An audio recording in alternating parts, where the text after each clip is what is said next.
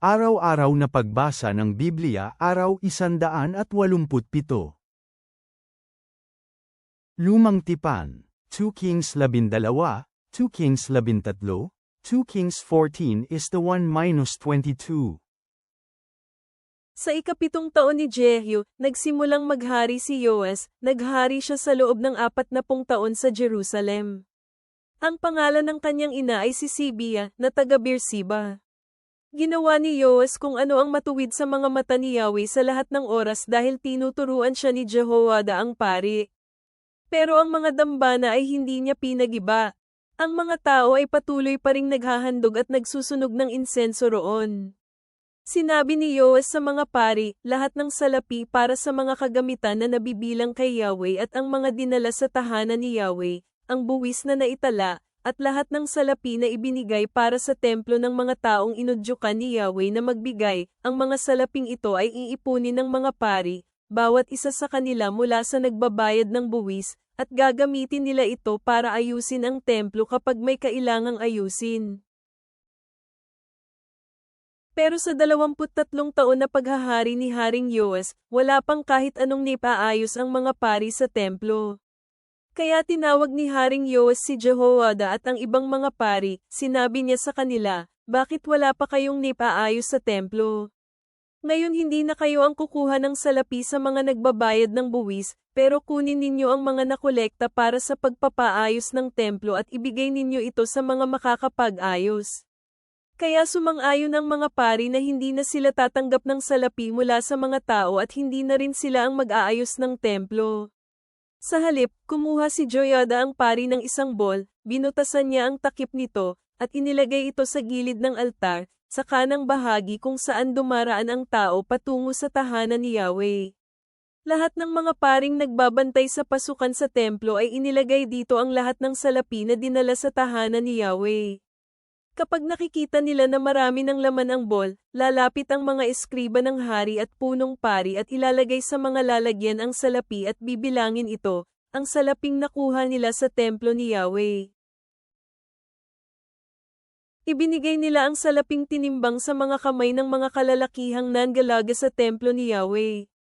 Ibinayad nila ito sa mga karpentero at mga manggagawa na nagtatrabaho sa templo ni Yahweh, at sa mga mason at nagtatapyas ng bato para ipambili ng kahoy at batong tinapyas para ayusin ang templo ni Yahweh, at para sa lahat ng dapat bayaran para maayos ito. Pero ang mga salaping dinala sa tahanan ni Yahweh ay hindi ginamit para sa paggawa ng mga kopang pilak, mga pantabas ng mitya, mga mangkok, mga trumpeta o anumang kasangkapan na gawa sa ginto o pilak. Binigay nila ang salapi para sa mga nag-aayos ng tahanan ni Yahweh.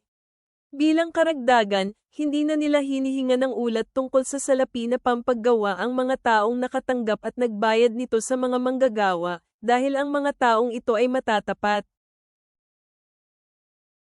Pero ang mga handog para pambayad sa kasalanan at ang handog para sa kapatawaran ng kasalanan ay hindi dinala sa templo ni Yahweh, dahil ang mga ito ay para sa mga pari. Sa panahong iyon, nilusob at nilabanan ni Hazael hari ng Aram ang Gat, at sinakop ito. Pagkatapos tinangkang lusubin ni Hazael ang Jerusalem. Kaya kinuha ni Yoas hari ng Juda ang lahat ng kasangkapan na itinalaga ni na Jehoshaphat at Joram at Ahazias, ang kanyang mga ninuno, mga hari ng Juda, para kay Yahweh, ang kanyang sariling mga banal na kasangkapan, at lahat ng ginto na makikita sa mga imbakan sa tahanan ni Yahweh at ng hari, ipinadala niya ang mga ito kay Hazael ang hari ng Aram. Pagkatapos umalis na si Hazael mula sa Jerusalem. Ang iba pang bagay tungkol kay Yoas, lahat ng kanyang ginawa, hindi ba nasusulat sa aklat ng mga kaganapan sa buhay ng mga hari ng Juda? Nag-alsa at sama-samang nagplano ang kanyang mga lingkod, nilusob nila si Yoas sa tahanan sa Milo, sa daan papunta ng sila. Si Jozakar, anak ni Semiat, at Jehozabad anak ni Somer, na kanyang lingkod, ay sinalakay siya at siya ay namatay. Inilibing nila si Yoas kasama ng kanyang mga ninuno sa lungsod ni David, at si Amasias, na kanyang anak, ang naging hari kapalit niya. Sa ika-23 taon na paghahari ni Yoas, anak ni Ahazias hari ng Juda, si Jehoahaz ay nagsimulang maghari sa Israel sa Samaria, naghari siya sa loob ng 17 taon. Ginawa niya ang masama sa paningin ni Yahweh at sinundan niya ang mga kasalanan ni Jeroboam anak ni Nebat, na nagdulot sa Israel na magkasala, at hindi tumalikod si Jehoahaz mula rito. Dahil dito, nagsiklab ang galit ni Yahweh laban sa Israel at paulit-ulit niya silang pinasakop kay Hazael hari ng Aram at Ben-Hadad anak ni Hazael. Kaya nagsumamo si Jehoahaz kay Yahweh, at pinakinggan siya ni Yahweh dahil nakita niya ang pang-aapi sa Israel, kung paano sila inaapi ng hari ng Aram. Kaya binigyan ni Yahweh ang Israel ng isang tagapagligtas, at sila ay nakatakas sa ilalim ng kapangyarihan ng mga Aramin, at ang bayan ng Israel ay nagsimulang mamuhay sa kani-kanilang tahanan gaya ng dati. Gayunpaman, hindi nila tinalikuran ang mga kasalanan ni Jeroboam, na nagdulot sa Israel na magkasala, at nagpatuloy sila sa paggawa nito. At nanatili ang Diyos-Diyos ang Asera sa Samaria. Nagtira ang mga amarin kay Jehoahaz ng 50 mga ngabayo lamang, 10 karwahe, at 10,000 kawal, dahil winasak sila ng hari ng Aram at ginawang tulad ng Aipas sa panahon ng anihan. Ang iba pang bagay tungkol kay Jehoahaz, at ang lahat ng kanyang ginawa at kanyang kapangyarihan, hindi ba nasusulat sa aklat ng mga kaganapan sa buhay ng mga hari ng Israel? Kaya nahimlay si Jehoahaz kasama ng kanyang mga ninuno, at siya ay inilibing nila sa Samaria. Si Yoas na kanyang anak ang naging hari kapalit niya. Sa ika-37 taon ng paghahari ni Yoas hari ng Juda, nagsimula ang paghahari ni Jehoas anak ni Jehoahaz sa Samaria, naghari siya sa loob ng 16 na taon. Ginawa niya kung ano ang masama sa paningin ni Yahweh. Hindi niya tinalikuran ang kasalanan ni Jeroboam anak ni Nebat, kung saan nagdulot sa Israel na magkasala, at namuhay siya sa mga ito. Ang iba pang bagay tungkol kay Yoas, at lahat ng kanyang ginawa, at kanyang katapangan kung saan nakipaglaban siya kay Amasias hari ng Juda, hindi ba ito nasusulat sa aklat ng mga kaganapan sa buhay ng mga hari ng Israel? Nakahimlay si Yoas kasama ng kanyang mga ninuno, at si Jeroboam ang umupo sa kanyang trono. Inilibing si Yoas sa Samaria kasama ng mga hari ng Israel. Ngayon, si Eliseo ay nagkasakit na kanyang ikinamatay kalaunan, kaya si Yoas ay bumaba at nanangis sa kanya. Sinabi niya, Ama ko, ang mga karwahe ng Israel at mga mangangabayo ay kinukuha ka palayo. Sinabi ni Eliseo, kumuha ka ng pana at ilang palaso, kaya si Yoas ay kumuha ng isang pana at ilang mga palaso. Sinabi ni Eliseo sa hari ng Israel, hawakan mo ang pana, kaya hinawakan niya ito. Pagkatapos, ipinatong ni Eliseo ang kanyang kamay sa mga kamay ng hari. Sinabi ni Eliseo, buksan mo ang bintanang nakaharap sa silangan, kaya binuksan niya ito. Pagkatapos sinabi ni Eliseo, pamana ka, at pamana siya. Sinabi ni Eliseo, ito ang palaso ng katagumpayan ni Yahweh, palaso ng katagumpayan laban sa Aram, dahil lulusubin mo ang mga Aramin sa Aphek hanggang matalo ninyo sila.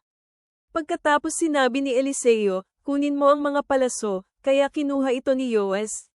Sinabi niya sa hari ng Israel, ipanamo ito sa lupa, at panyanan niya ito sa lupa ng 3 beses, pagkatapos tumigil siya. Pero ang lingkod ng Diyos ay nagalit sa kanya at sinabing, dapat panyanan mo ang lupa ng 5 o 6 na beses. Pagkatapos lulusubin mo ang Aram hanggang maubos mo sila, pero ngayon, lulusubin mo lang sila ng 3 beses. Pagkatapos namatay si Eliseo, at siya ay inilibing. Ngayon sumalakay ang pangkat ng mga Moabite sa pagsisimula ng taon. Habang inililibing nila ang isang lalaki, nakita nila ang isang pangkat ng Moabita, kaya inihagis nila ang katawan sa libingan ni Eliseo. Pagkadikit ng lalaki sa mga buto ni Eliseo, nabuhay siya at tumayo. Inapi ni Hazael hari ng Aram ang Israel sa panahon ng paghahari ni Jehoahaz. Pero mahabagin si Yahweh sa Israel at mayroon siyang awa at malasakit sa kanila, dahil sa kanyang tipan kay Abraham, Isaac at Jacob. Kaya hindi sila winasak ni Yahweh, at hindi niya pa rin sila inilayo sa kanyang presensya. Namatay si Hazael hari ng Aram, at si Ben-Hadad na kanyang anak ang naging hari kapalit niya. Binawi ni Joas anak ni Huwakas mula kay Ben-Hadad anak ni Hazael ang mga lungsod na kinuha mula kay Huwakas na kanyang ama noong digmaan. Nilusob siya ni Yoas 3 beses at nabawi niya ang mga lungsod ng Israel. Sa ikalawang taon ng paghahari ni Joas anak ni Jehoahaz, hari ng Israel, si Amasias anak ni Yoas, hari ng Juda ay nagsimulang maghari. 25 taong gulang siya nang magsimula siyang maghari, naghari siya sa Jerusalem sa loob ng 29 na taon. Ang pangalan ng kanyang ina ay Jehodan, taga Jerusalem. Ginawa niya kung ano ang matuwid sa mga mata ni Yahweh, pero hindi katulad ng kanyang ninunong si David. Ginawa niya ang lahat ng ginawa ni Yoas na kanyang ama. Pero ang mga dambana ay hindi winasak.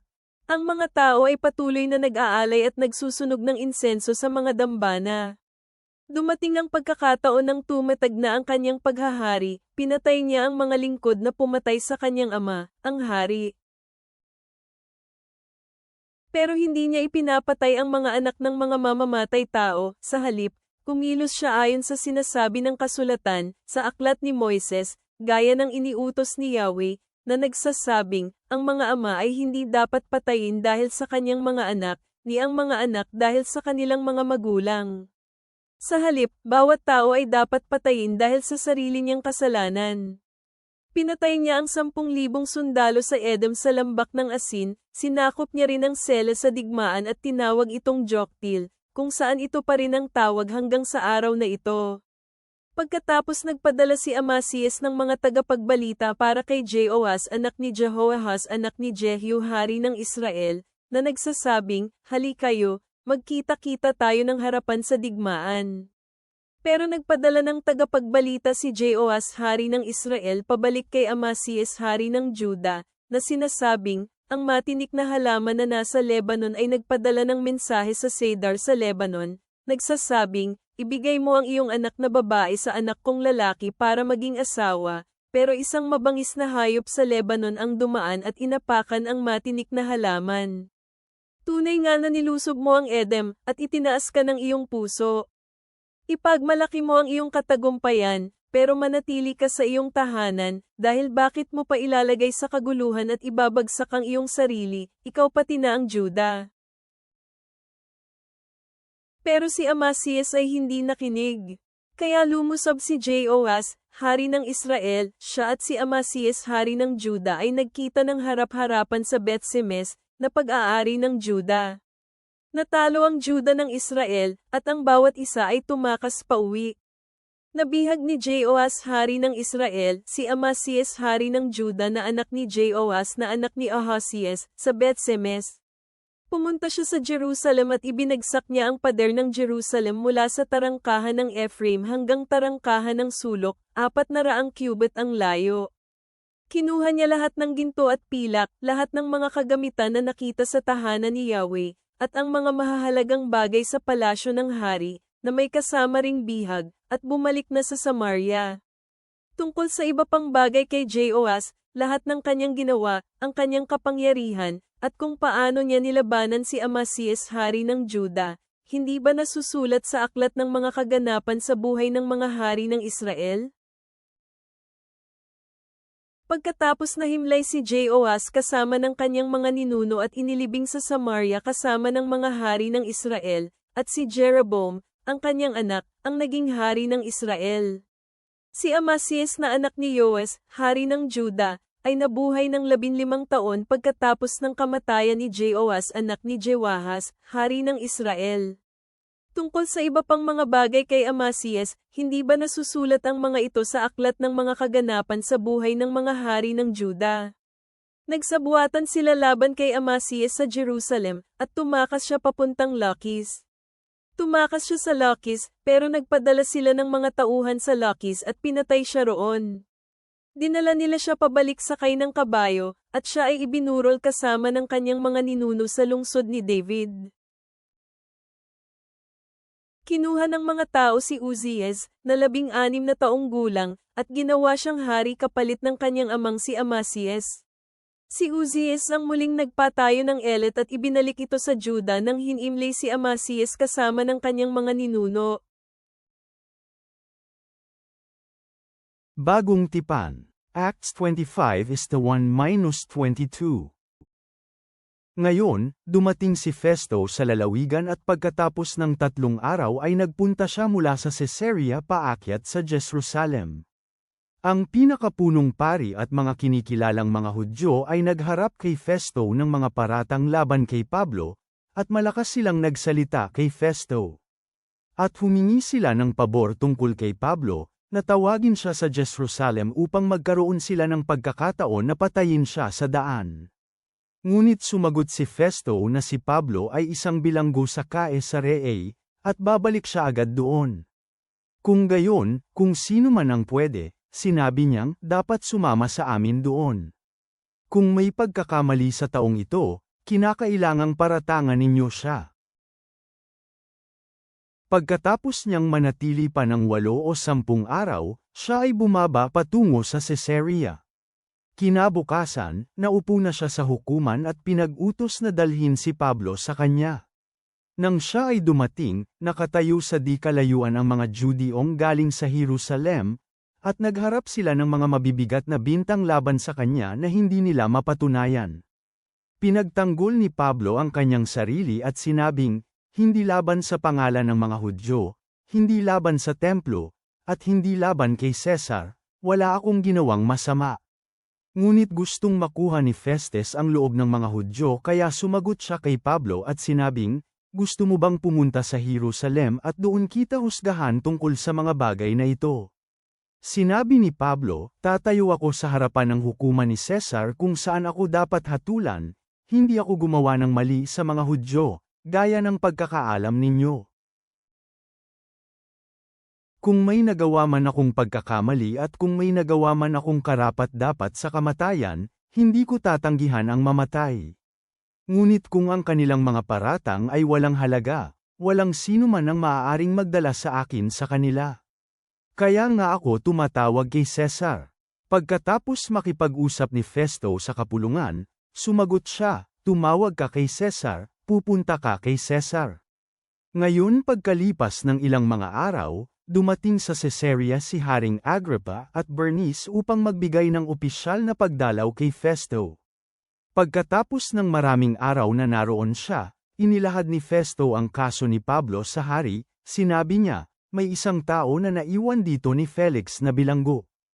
Nang ako ay nasa Jerusalem, ang mga pinunong pari at mga nakatatanda sa mga Hudyo ay nagharap sa akin ng mga bintang laban sa taong ito, at humihingi sila ng kahatulan laban sa kanya. Sinagot ko sila ng ganito na hindi kaugalian ng mga Romano na ibigay ang isang tao bilang pabor, kundi, may pagkakataon ang naparatangang tao na harapin niya ang mga nagparatang sa kanya at ipagtanggol ang kanyang sarili sa mga ibinintang sa kanya. Kung gayon, hindi ako naghintay, nang dumating silang sama-sama rito, ngunit nang kinabukasan ay naupo ako sa upuan ng paghatol at iniutos ko na dalan sa loob ang taong ito. Nang tumayo ang mga nagparatang at pinaratangan siya, inisip ko na walang mabigat sa mga bintang na hinarap nila sa taong ito. Sa halip, maroon silang ilan na di pagkakaunawaan tungkol sa kanilang sariling relihiyon at tungkol sa isang Hesus na namatay, na siyang pinatutunayan ni Pablo na buhay. Nalilito ako kung papaano ko sisiyasatin ang bagay na ito, at tinanong ko siya kung gusto niya na pumunta sa Jerusalem upang husgahan doon tungkol sa mga bagay na ito. Ngunit nang ipinatawag si Pablo upang siya ay bantayan hanggang sa makapagdesisyon ng emperador, iniutos ko na bantayan siya hanggang may padala ko siya kay Cesar.